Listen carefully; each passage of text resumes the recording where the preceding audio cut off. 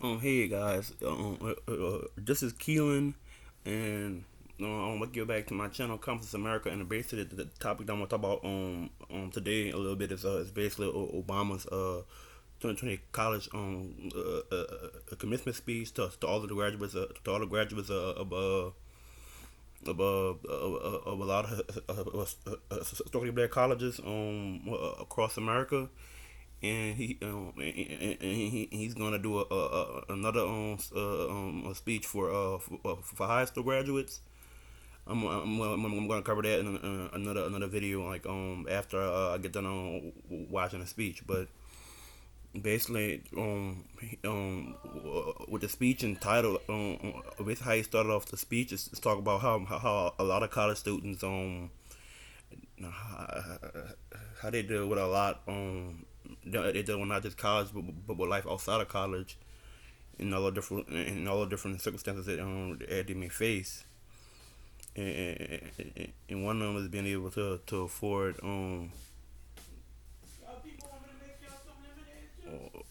one of them is being able to afford the tuition. He talks about how some people who are graduating are some of the first in their families to reach this milestone.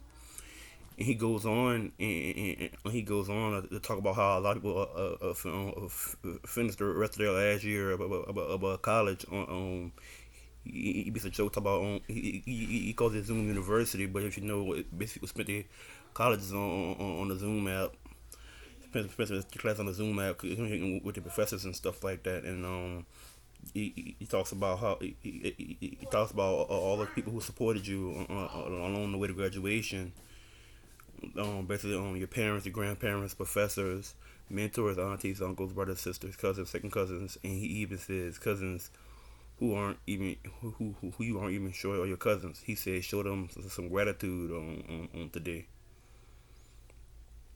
and he talks about how normally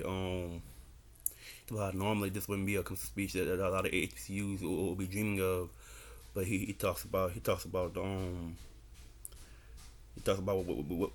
HBCUs are known for, and he talks about how normally when HBCUs do the graduation speeches and stuff, they turn up or they dress fancy and stuff like that. Which normally goes viral on social media sites.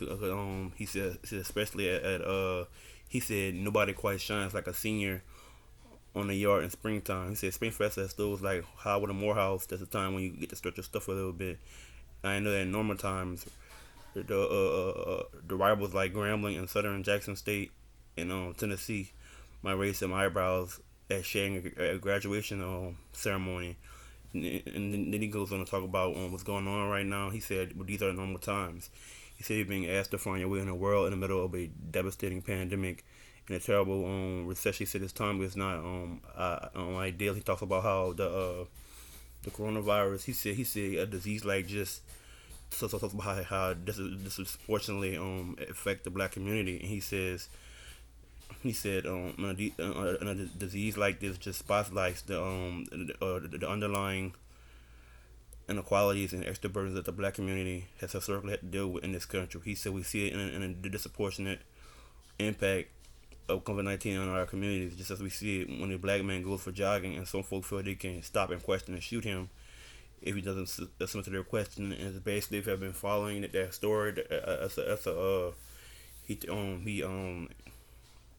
that's talking about Ahmaud Arbery, who was shot for allegedly robbing a house, even though the guys didn't even though the guys didn't see them.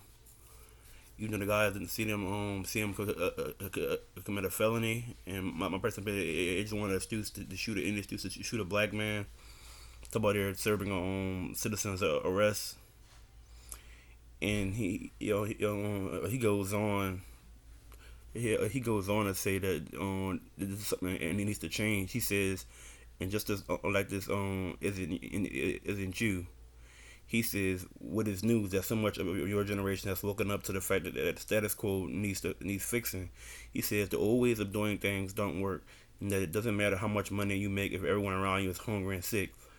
that our society and democracy only works when we think not just about ourselves, but about each other. And so basically, the next paragraph after that, he goes on to talk about basically he didn't name Trump by name and the Republicans other leaders by name. That's showcasing why everybody shouldn't why anybody should just shouldn't just, why anybody should just be able to become leaders in this country. He goes on to talk about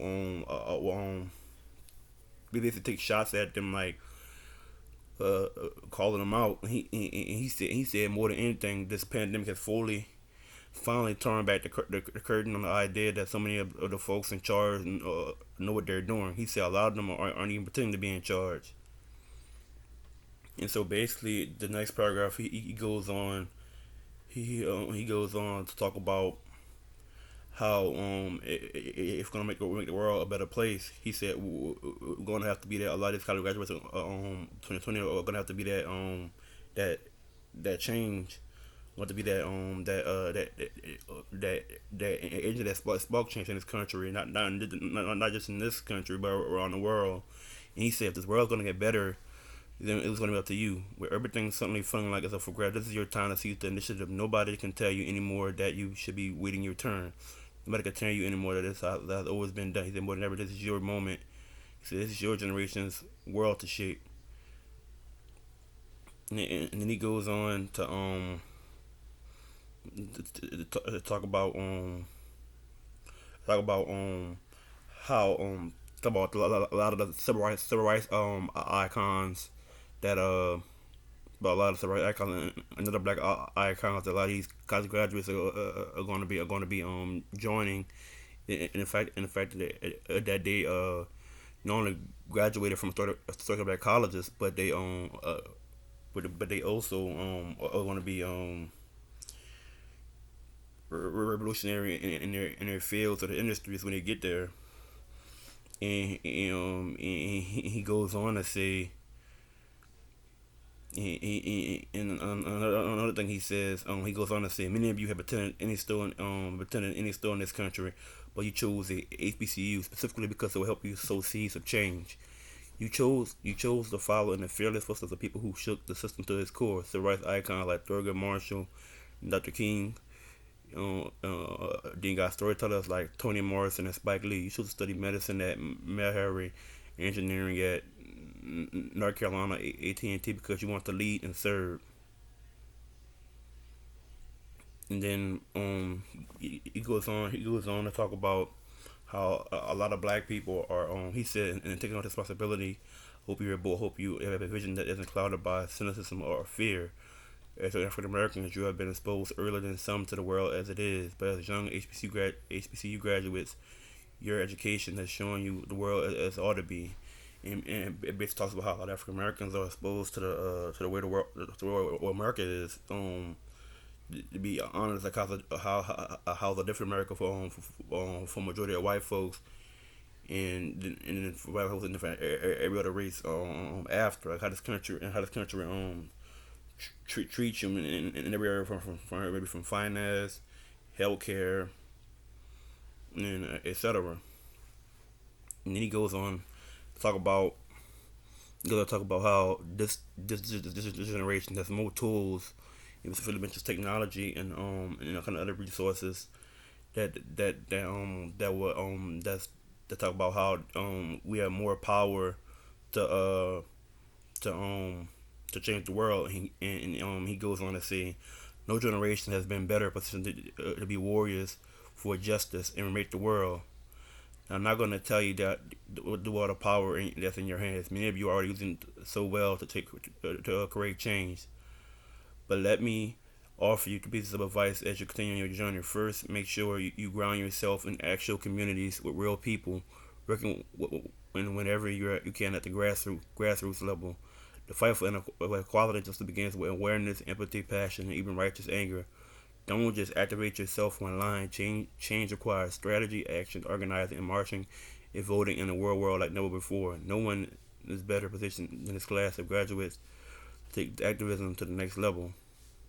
From tackling health disparities to fighting for criminal justice and voting rights, so many of you are doing that's already keep on going. If you guys want more content like this, comment, like, subscribe. You guys be safe.